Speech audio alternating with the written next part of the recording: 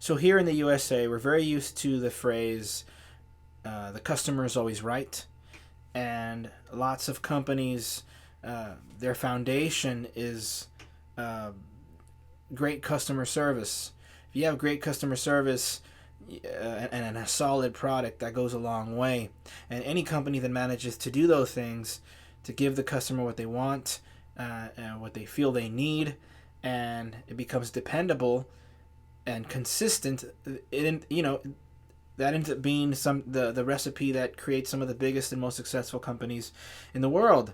And the reason why I mention that is because it's just something that's ingrained basically in our culture, our work culture.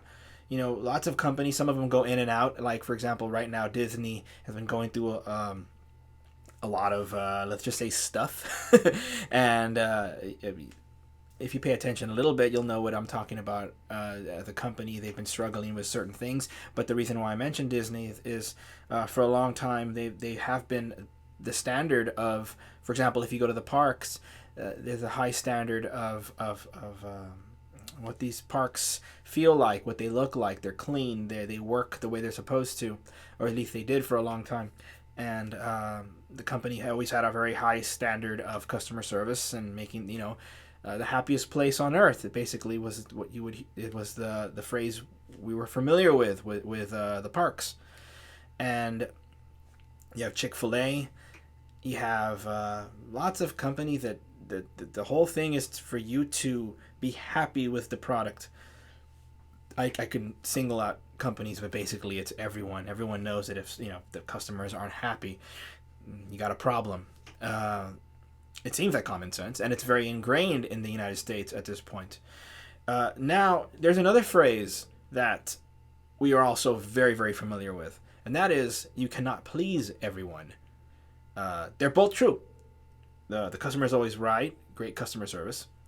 You cannot please everyone. Well, that works hand in hand with making sure you're doing the things you want to do. Okay, so someone might not like it. That's okay. They do not have to like what I do. So I'm going to go forward doing what it is I like, regardless whether certain people like what I do, because you cannot please everyone. Okay. Both of those are true. I think big successful businesses are probably not worried about that one too much. Instead, it's let's focus on what we can do to implement what we do and do it better and better and better. Okay, so why am I even talking about this? Well, with artists and musicians, the world of entertainment, myself as a musician, I would imagine a comedian, all sorts of different branches of entertainment. Why is it that we don't focus on that as much as like businesses do? And a lot of this comes from us. Like we focus on the things we want to do. I'm no stranger to this. I like doing the music that I like to write and sing, and I think most artists are like that.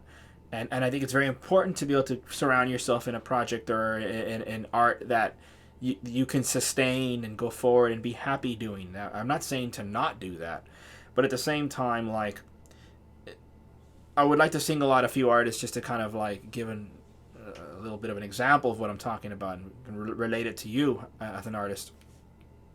Metallica right now is like performing in stadiums worldwide, and I mean, I don't know. I'm sure a lot of people, could foresee that this band was going to be big, no matter what they did. I mean, no matter how long they were wanting to be active, they were always going to be successful because they were a huge band. They've been a huge band since the '80s. But you look at them now as I believe there's some of the members are in the early 60s, like just turned 60, some in the late 50s. So basically late 50s, early 60s, and they're the biggest. They're bigger than ever right now, and the stadium tour is just massive. They're playing great. I talked about it a little bit in my last video blog. But one of the things you'll notice about Metallica is over the years, there's a lot of risk taking. A lot of things they did, sometimes just because, and some were planned, and some. But whatever the situation, they always felt like they had to do something a little different, or do something new, and push themselves as artists. But at the same time, if you watch them in the last like decade live, like the videos, you can watch the videos on YouTube. you'll notice that they're giving the people what they want. They're playing these set lists that the fans want to hear. They're not just saying, "Oh, by the way, we have a new album. We're just going to play the whole thing for you, regardless whether you want it or not." You can't please everyone. They're not doing that. They are looking out to their fan base, and they're making sure to do what it is they think their fan base would get the most out of. That's very smart, and I think they've been doing that for a long time. And that, it's very evident in the tour they're doing right now. Let's move over genres to Taylor Swift. Taylor Swift has hardly messed up in her career. If you really look at it, she never really messes up. She's always putting out albums. Throw in the fact that she's re-recorded a lot of her biggest albums as a that's a whole nother issue. The Taylor versions. If you're a Taylor Swift fan, you know about the Taylor versions. Talk about doing. You literally get to release her album again. These juggernaut albums that are so big. She gets to release them again. We'll talk about promotion, and she's on the successful, that's an understatement, tour of the Eras tour, and which is going to be the biggest tour of all time, if it isn't already. I'm not too sure. I haven't followed day by day, but I know she's on track to be the biggest tour ever at this point. You see a lot of consistency with Taylor Swift, and I think you see a lot of what I was saying with Metallica. I'm not going to do that because, well, my fans aren't going to like that, or, I'm not going to do that because it's going to upset fans, or I don't want to do that as an artist. At the same time, I want to do what my fans want. I want to give them more of what they like, and I think that's the takeaway right there. I want to give them more of what they already like. Well, yes, pushing things as an artist here and there, asking more of yourself as an artist, but give them more of what they like, right? It's the same thing as what businesses do. And you'll find mistakes in businesses. The one that comes to my head, and this is, if you're a tech person, this probably wouldn't be a mistake to you, because, technologies move forward regardless whether you like them or not. But it's like when the iPhone removed the headphone jack, right? And they're like, well, I don't even remember the exact quote. I'm not quoting them, but it was something like, we removed it and put in this new, I forget the name of the correct name, because we should. Because we should. We're an innovative company, and it's time we do that. But you look at the headphone jack, and it's one of the most tried and true things, and it pissed a lot of people off. I think it still pisses a lot of people off. Sometimes, left and right analog, what do you call it? Left and right speaker connections. That's a tried and true method. Left and right stereo, it works. It doesn't matter how old it is. It's very good. It still works. And yes, you can do something else. You can do HDMI. You can do whatever. The newest thing is Bluetooth. But that works. It works. It'll always work. Anyways, my point is, I think a lot of artists don't think about that too much. And I just want to throw this video out to just remember that you can run your project like a business, like Chick-fil-A runs their business. Look around. You probably have, if you have 10 people that you would say are fans, or 20 people that you would say are fans, you can start there and say, man, what would these 20 people like from me? I'm not saying to do something you don't want to do. What can I do that I want to do that would impress these 20 people enough to say, you know what, I'm going to tell 20 other people. And all of a sudden your 20 becomes 40 and becomes, snowballing effect. But this is all stuff that as I get older, is starting to become clear to me, and it just probably seems like common sense to certain people that are very business motivated and just get a little more savvy there in that department. But a lot of musicians get in that world of, hey, you know what? If people don't like it, then screw it. They don't have to listen to my art. And it's okay, well, that's true to a certain point, but at a certain point, do you really want to alienate every single person that can like your music? No. And a lot of times the music you make is good enough for people to like. You're just not really doing the right things for people to discover it, or to hang on to it.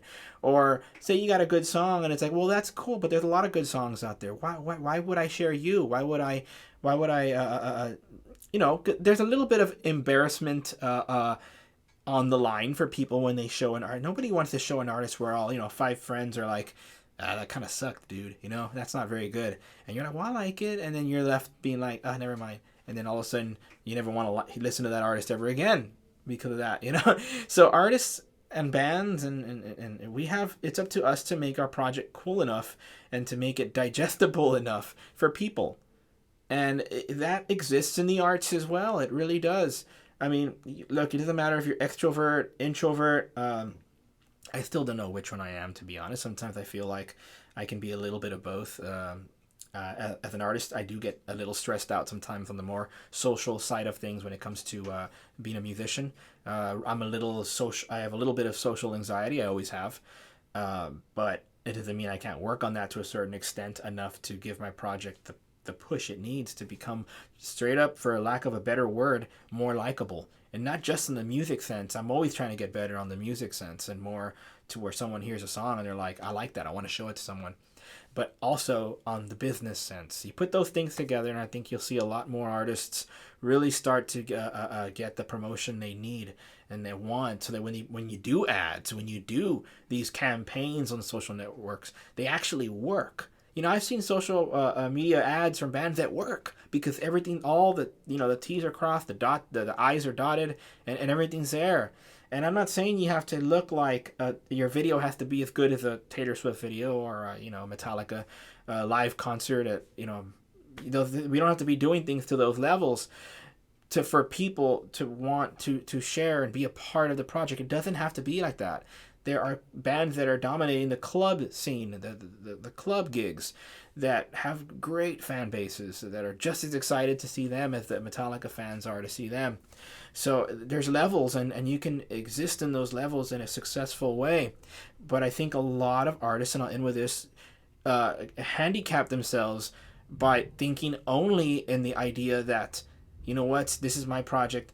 I don't care what anybody says. This is how I want to do it. I think everyone deserves, every project deserves to be challenged enough in a way that even if you find that the product is ready, and you know, you get some people saying you like your music, like I said earlier, what can you do to make those people like it even more, to where they like you even more? Because ultimately they're investing in you, they're investing in me. What is it? What are those extra things you can do? And nowadays, you know, you don't have to do this, but a lot of people exist, you know, on social media. So, like, you don't have to be a content creator. You can just do your music only and work that way. Or you can really release your music and be a content creator at the same time. That's kind of how I do it. Or at least I'm trying to get better at doing it that way. And people get to know you because you also release lots of content in general, you know, along with your music. So when it comes to stuff like that, you can do it how you want. But I would say, just to end this off, I would say look at your project. Do it because you love it. Find exactly what it is that you really like and do that. But then start implementing when you start getting those people that like your music. Think about it. Why did they like it? What are my influences? What are their influences? Is that one of the reasons why they liked it? They liked, you know, I kind of sound a little like David Bowie or something, and they like David Bowie, so it kind of worked out, you know. And you start kind of working the math out, like, from there, you know. And there's all these different cool things you can do, T-shirts and like limited physical product like cassettes and CDs and shirts. People still like that stuff, and those are the kind of things that might say, hey, you know what, that guy or that girl put out this new song and they got a really cool T-shirt with it. I want to buy it because it looks awesome. And those kind of things, the better you get at it, people will want to share you to other people. And guess what? Those other people might not say, hey, that sucks. They might actually say, that's actually pretty cool. And anyways, just wanted to throw all that out there. Think a little bit more like a business here and there. I mean, I mentioned Metallica, I mentioned Taylor Swift. Dave Grohl does a very good job with this as well. Truth be told, our Foo Fighters, you know what, I don't even want to get into that. It's a whole other subject. But the Foo Fighters are one of the biggest band on the planet. And I think a lot of it comes from Dave Grohl's style of the way he is. Maybe he's just like that. But he could probably also work at being like that. I don't know. Somehow he's managed to jam with almost every single artist known to man. He's always there.